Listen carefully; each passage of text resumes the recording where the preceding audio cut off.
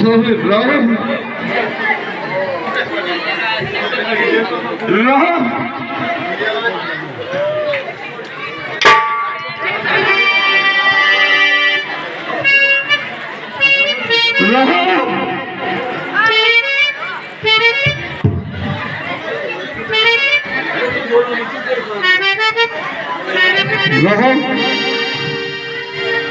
महाराज प्रणाम। अति आरती सब पूछ ही रानी गल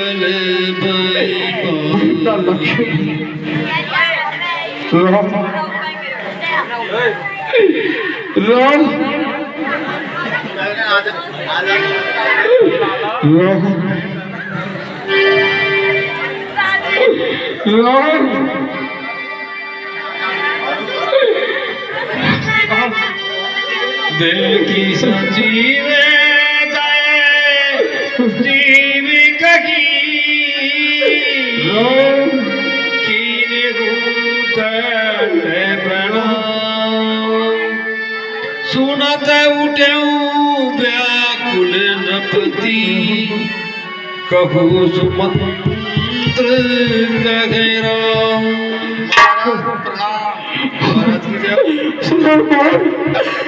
सुमन जी आ गए, सुमन जी आप आ गए।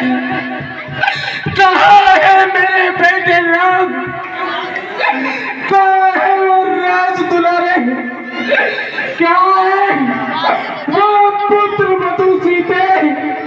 सुमन जी बोलते क्या नहीं, बोलते क्या नहीं, कैसे शून्यता धारण कर रखी है।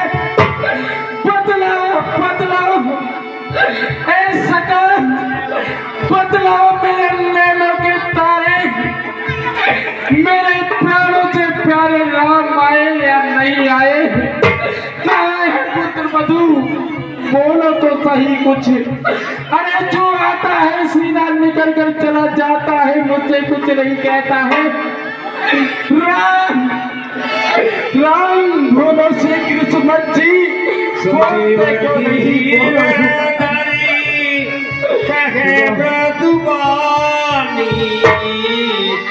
महाराज तुम्हें पंडित ज्ञानी।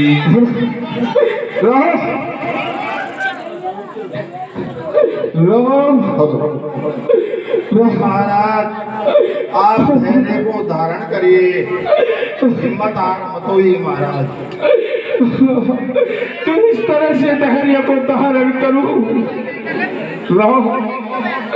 और मेरे अखियों के दुलारे, मैं तड़प रहा हूँ राम तेरे बिगर। पूरी अयोध्या सोने हो गई, पूरी नगरी सोने हो गई, मैं तड़प रहा हूँ, मेरी प्रजा भी तड़प रही है राम तेरे बिगर। और मेरी पुत्र वधू सीते राज दुलारी, धीरज धरो विवेक विचारी, छाड़िए सोच सकल हितकारी। महाराज कहिए सुमन जी कहिए। अब आप धैर्य को धारण करिए और ये सारे सोच विचारों का त्याग करिए महाराज। प्रथम वास तमसा भयु नाई रहे जल पान करी, सिय समेत दो वीर।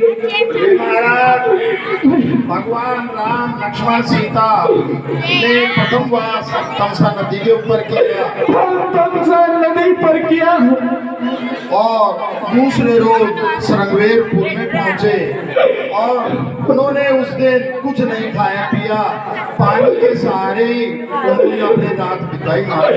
महलों में रहने वाले राजकुमार जो भूखे रहे, क्या भूखे रहे मेरे बेटे राम लक्ष्मण और पुत्री सीता राज दुलारी भी भूखी रही।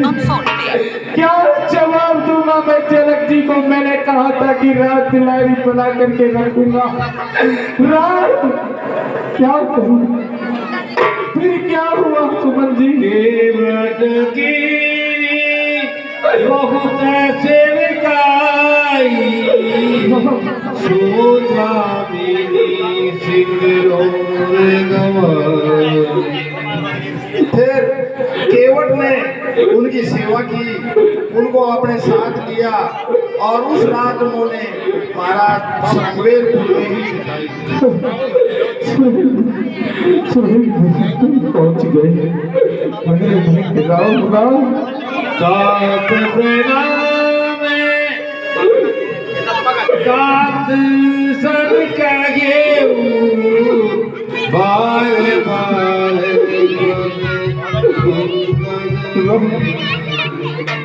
हे महाराज, भगवान राम ने कहा है अब बार बार पिताजी के चरणों में मेरा प्रणाम करके कहना, अब वो धैर्य को धारण करें महाराज। मैं तो इसी योग्य हुई नहीं। अरे कौन करे अपराध, कौन भोगे भोग? ए भगवंत तेरी गति जान न को।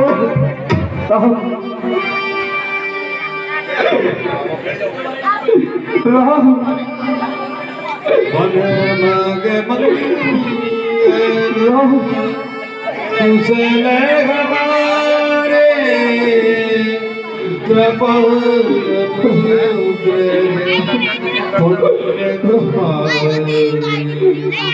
हे महाराज, उन्होंने कहा है जंगल में सभी तरह के हमारे मंगल होंगे, लेकिन कृपा आपकी उनके ऊपर बनी रहे महाराज।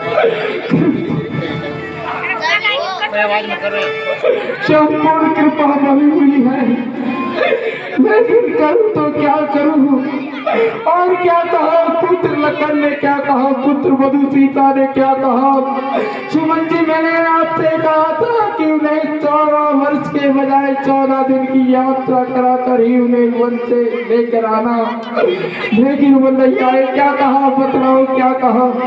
तुम्हारे अनुग्रह तात कानन जात सब सुख पाइयो प्रतिपाल आय तु कुशल देखन पाए पुनि फिरियाइयो जननी सकल परितोष पर करी पाए करी विनती घनी तुलसी करहु सोई जतन जई कुशली रगही कौशल धनी।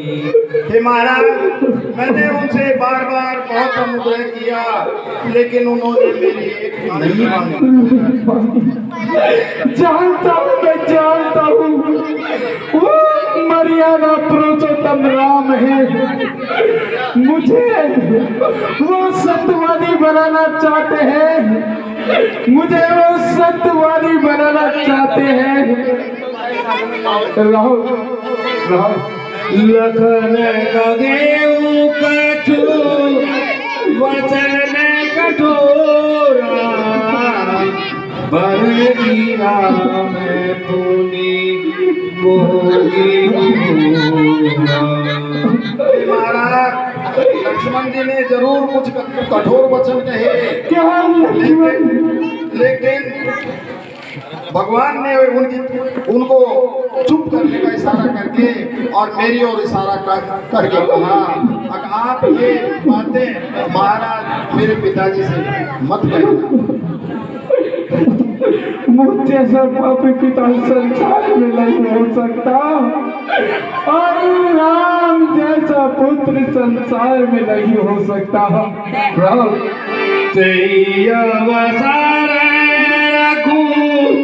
वर रुक पाई केवट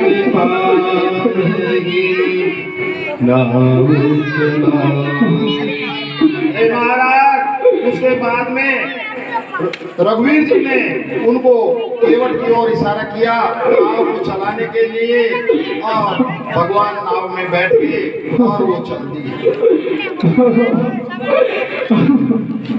अरे वो दुष्ट डाले को घात किया मेरे साथ में। सुत बचन सुनत ही नर नाहु, पढ़े धरनी हे महाराज, अब आप धैर्य को धारण करिए। सुमंत किस तरह से कर पाऊं? राम वियोग में पुत्र वियोग, पुत्र वियोग, पुत्र वियोग बड़ा कठोर होता है। आप भी जानते हैं इस बात के लिए। राम राम राम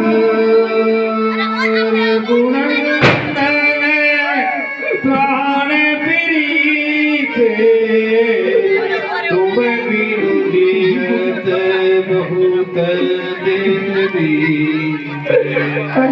प्राण प्रिय रघुनंदन, मैं तुम्हारे बिगर कैसे जीऊंगा? राम राम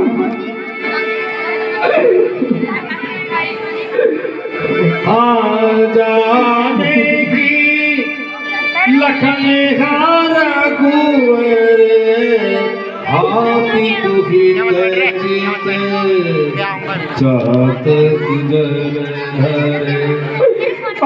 जानती हार रघुनार है रघुवीर, मैं किस तरह से जी पाऊंगा तुम्हारे बिगर? जैसे सूर्य के बिना संसार नहीं रह सकता, जैसे पानी के बिगर मछली नहीं रह सकती, मैं किस तरह से रह पाऊंगा तुम्हारे बिगर? धैर्य को धारण करिए महाराज।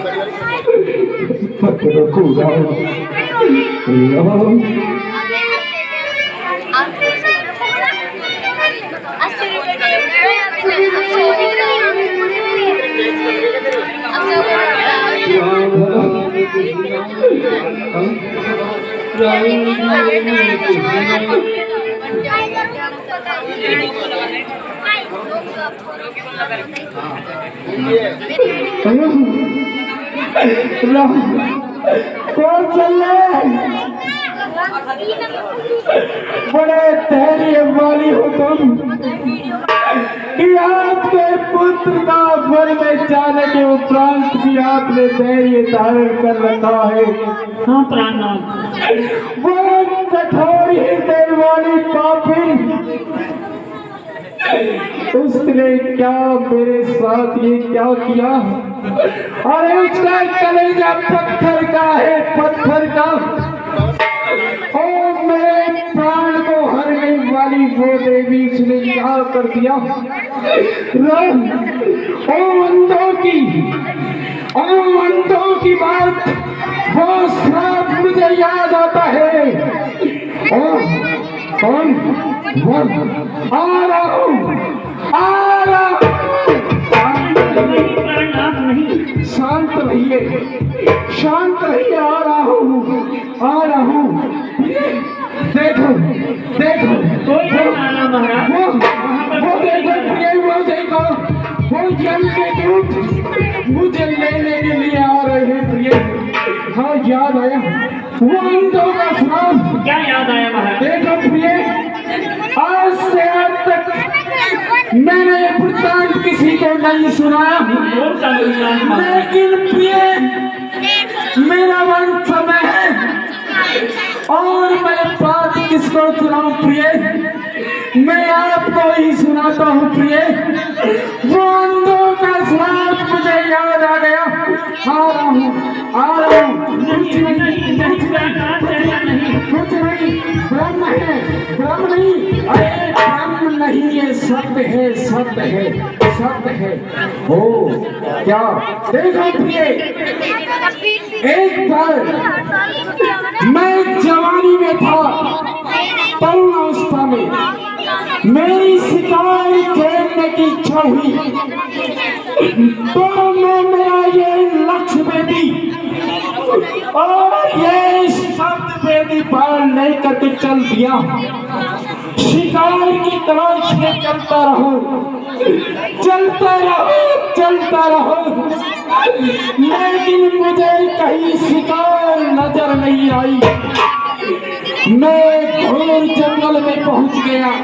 घनघोर जंगल में पहुंच गया, लेकिन ये मुझे कहीं शिकार नजर नहीं आई। चलता रहा शिकार की तलाश में, और सुबह से शाम हो गई, लेकिन कहीं शिकार नजर नहीं आई। तो फिर मैं चलता सरयू नदी के तट पर पहुंच गया। वहां सरयू नदी पर बेकस वन के अंदर वो सरयू नदी बह रही थी। मैं वहां बैठ गया। प्रिय सुन रही हो ना? इस तरह से होगा। तो मैं उस बेकस सरयू नदी के किनारे पर बैठ गया और शिकार की तलाश करता रहा। मैं बाबा भागा, मेरी किस्मत पर पत्थर पड़ गए। मैं बैठा रहा, लेकिन कोई शिकार नजर नहीं आई। उधर से अपने माता पिता को यात्रा कराकर श्रवण कुमार अपने पिता शांतनु ऋषि और माता ज्ञानावती को यात्रा कराकर लौट रहा था। सुन रही हो ना प्रिय? यात्रा कराकर लौट रहा था। उस समय प्रिय श्रवण, देखो प्रिय, देखो बहन साहब, नहीं वो है, वो जम के दूध आने लग गए। प्रिय नहीं वो छोड़ नहीं कैसे? महाराज, कोई देखो नहीं और मुझे ये आपका मन का काम है। मधुका तो श्रवण कुमार ने के माता पिता को प्यास लगी। वो प्यास काल जगा रही थी। वो प्यास नहीं लग रही थी, वो काल जगा रहा था। प्यास वो लग रही थी। तो श्रवण कुमार के पिता शांतनु ऋषि और माता ज्ञानावती दोनों को प्यास लगी। तो उसके पिता शांतनु ऋषि ने कहा कि बेटा, सूर्य के चंद्र से ताप से मेरा कंठ सूखा जा रहा है, क्या थोड़ा जल पिला दोगे?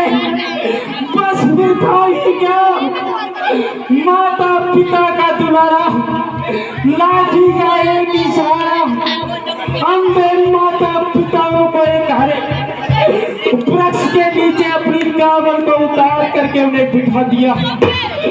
और उसने कहा कि माता जी पिताजी यहाँ बैठे रहना, मैं जल लेने के लिए जा रहा हूँ। तो एक कमंडल हाथ में लेकर श्रवण कुमार जल लेने के लिए चल दिया। चलता रहा, घनघोर जंगल में पहुंच गया, लेकिन जल नहीं मिला। श्रवण कुमार बेचारा मन में सोचता रहा कि मेरे माता पिताजी वहां बैठे प्यासे हैं, उन्हें मैं जल कैसे पिलाऊंगा। फिर वो श्रवण कुमार आगे बढ़ा। चलते वो भी घनघोर जंगल में पहुंच गया। वहां भी पानी नहीं मिला। एक तरफ तो इधर माता पिता पानी के बिगड़ तड़प रहे हैं और उधर से पानी नहीं मिल रहा। तो वो भी उसी बेकस वन में पहुंच गया श्रवण कुमार, और उसी नदी के किनारे सरयू नदी पर पहुंच गया। उसे वहां पानी दिखाई दिया। उस पानी को देख करके श्रवण कुमार के कुछ तसल्ली आई, और कमंडल लेकर के डुबो दियो, और जो ही कमंडल लेकर डुबो दियो,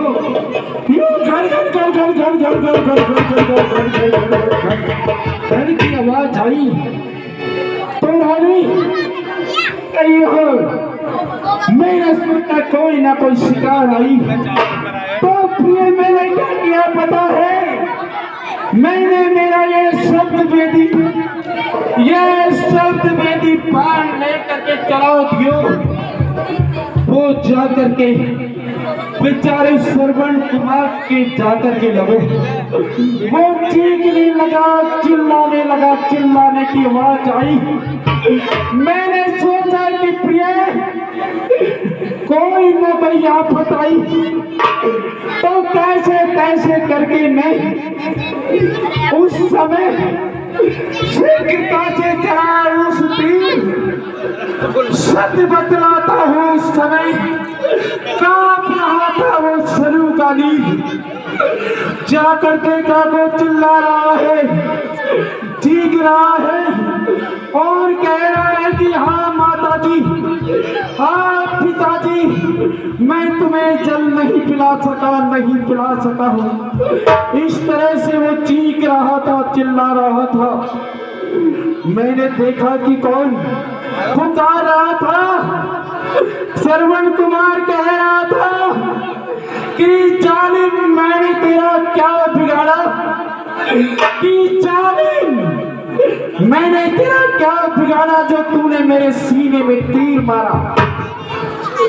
तो मैंने देखा कि कौन है बेचारा, और मैं कर रहा था लाठी का मैं एक ही सहारा। तो कहूँ तो क्या कहूँ, कहा नहीं जाता। फिर भी मैंने कहा कि मैं अवधेश्वर राजा दशरथ, मैंने ही तुम्हें मृग के धोखे में मारा है। तो प्रिय सुन रही हो, श्रवण कुमार ने कहा कि चलो तुमने मुझे मृग के धोखे में मारा है, तो इसमें दोष तुम्हारा नहीं, और दोष तुम्हारा नहीं, ये दोष मेरा है। आ गया था अंतकाल मेरा। देखो, श्रवण कुमार ने यही कहा कि दोष राजन तुम्हारा नहीं, आ गया था अंतकाल मेरा। फिर उसने कहा कि अवधेश्वर, जैसे तूने मुझको आकर के संभाला, वैसे जाकर मेरे पिताजी को संभालना, माताजी को संभालना। मैं भी हूँ अंधे माता पिता का लाठी का सहारा, जाकर के उनको संभालना।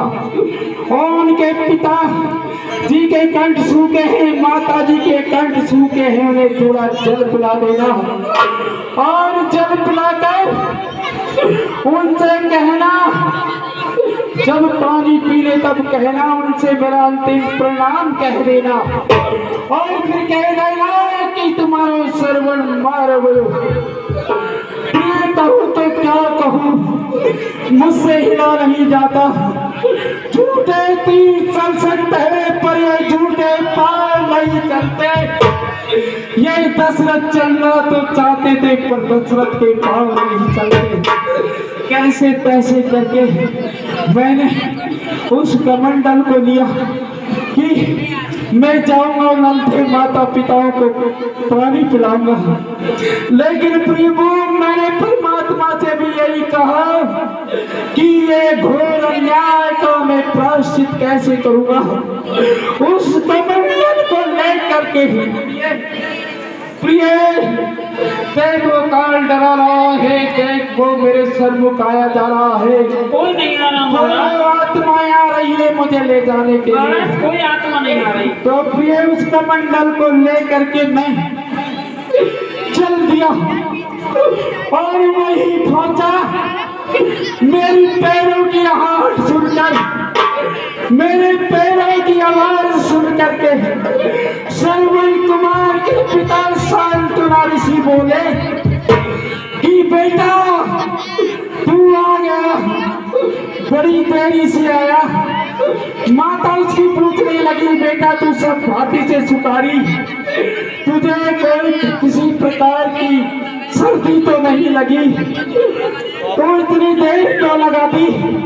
तड़प रहे थे वंदे माता पिता, लेकिन उनकी आत्माएं गवाह नहीं दे रही थी। तो उसने कहा कि माता जी, पिताजी जल पी लो। तो उन्होंने कहा हमें तो नहीं लगता कि ये श्रवण कुमार है, लेकिन पिता की आत्मा धोखा खा सकती है। नहीं खा सकती, माँ की आत्मा धोखा नहीं खा सकती, माँ की आत्मा को किसी की दवा की जरूरत नहीं होती, किसी को दवा की जरूरत नहीं होती है। माँ की आत्मा भूल जाती है कि मेरा लाल नहीं। तो ये मैंने कैसे तैसे करके फिर कहा कि पिताजी जल पी लो। तो श्रवण कुमार के पिता ने कहा कि ओ जल, इस सरयू नदी का जल हम ग्रहण नहीं करेंगे। फिर कैसे तैसे फिर मैंने कहा कि माताजी पिताजी जल पी लो। तो उसके पिता शांत दुलारी जी ने कहा कि ओ जल पिलाने वाले, तूने मेरे जल दाता को मार दिया। ओ मेरे जन्म मरण के, मेरे जन्म के साथी को तूने मार दिया, लाठी के सहारे को तोड़ दिया। तो देखो उसकी माँ ने कहा कि तूने मेरी लाठी को तोड़ा है। ओए राजन, तूने हमारे मार बेटे बाप क्या रिश्ते को तोड़ा है। और वो चीखने लगे, चिल्लाने लगे।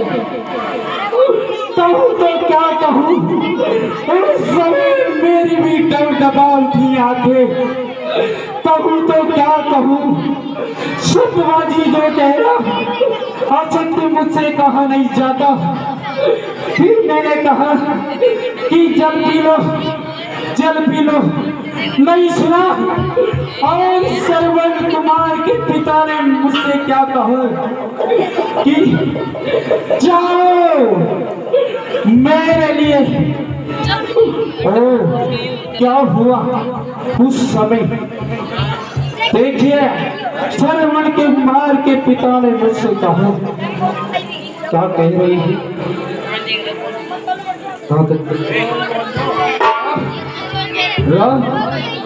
राम किस तरह से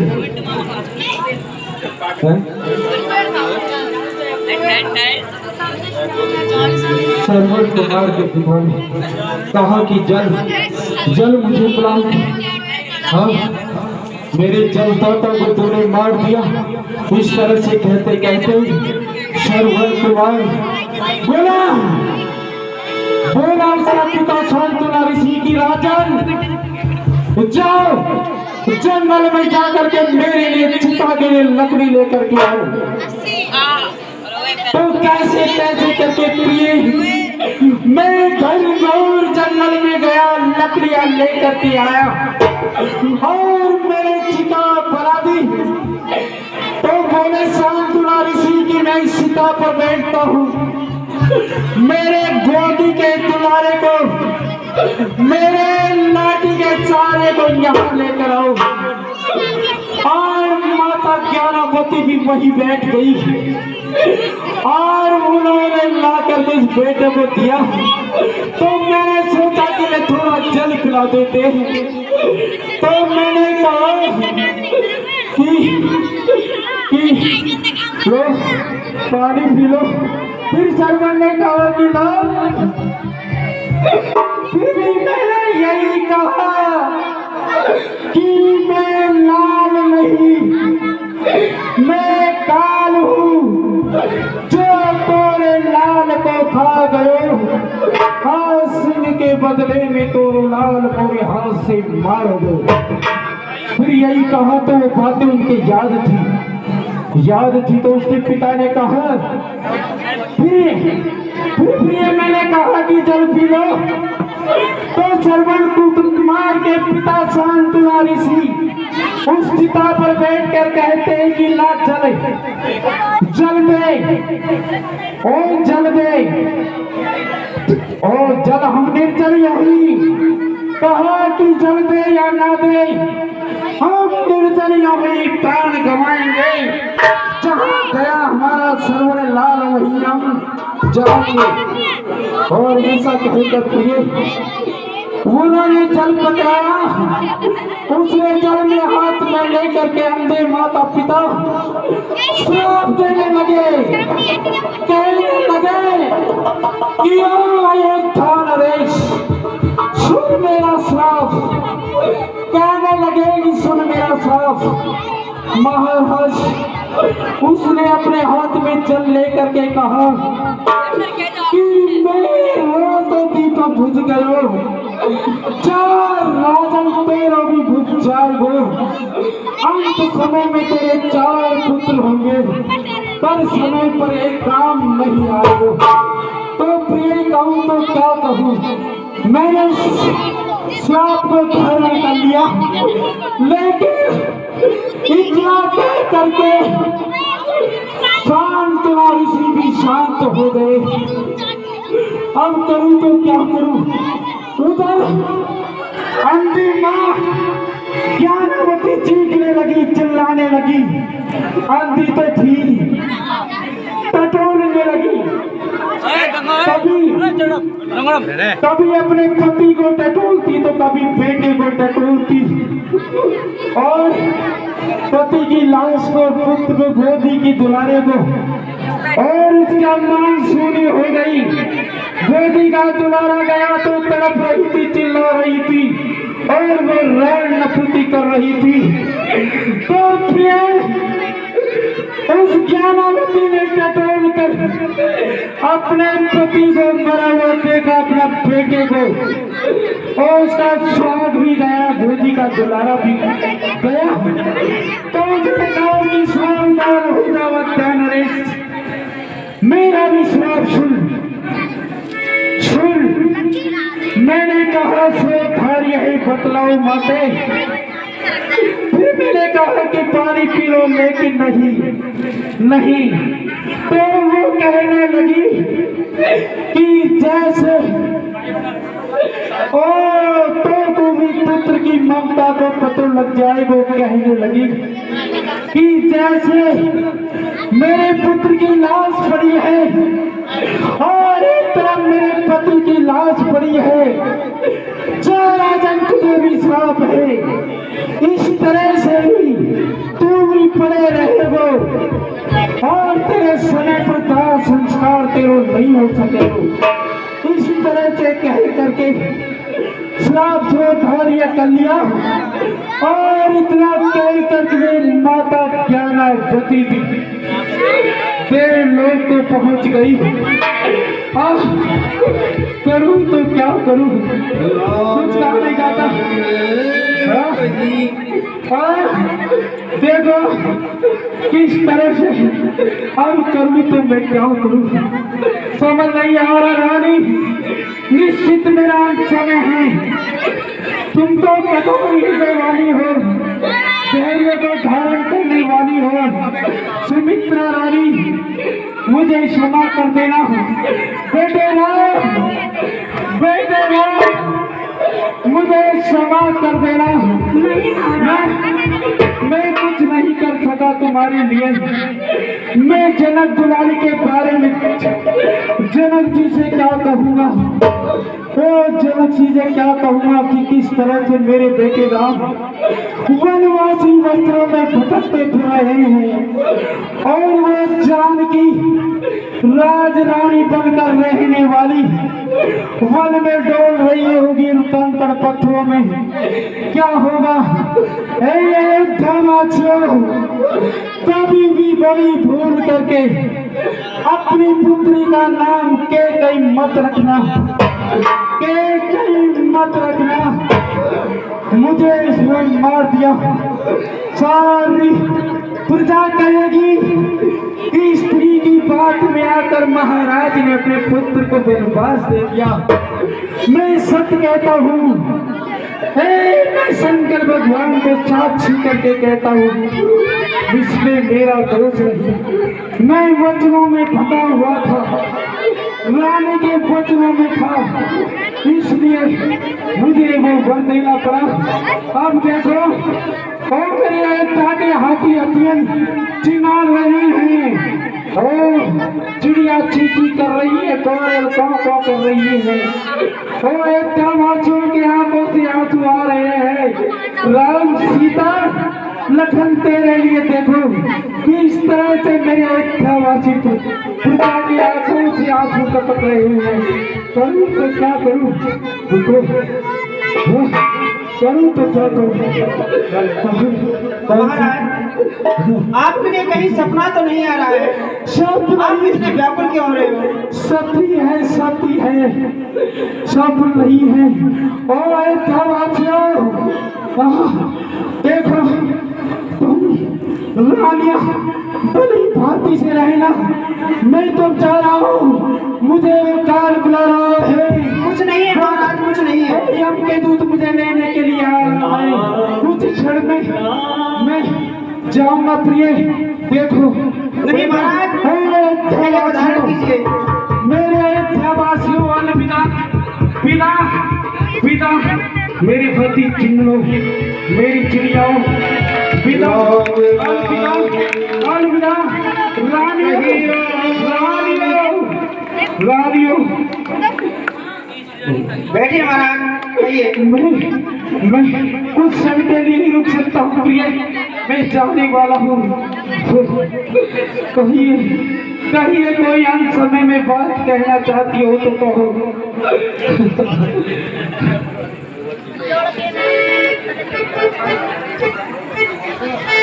10 रुपए खुशीराम रेवारी, 20 रुपए पंकज कुमार जी उपाध्याय और 200 रुपए पंकज बंटा, नैनू वकील और Chhotelal Singh and team party की तरफ से दिए जाते हैं।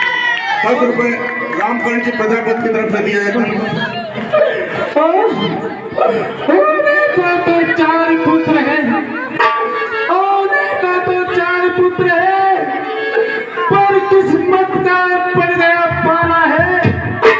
अंत समय में देखो रानी, कोई नहीं मुझे कपड़ उड़ाने वाला है।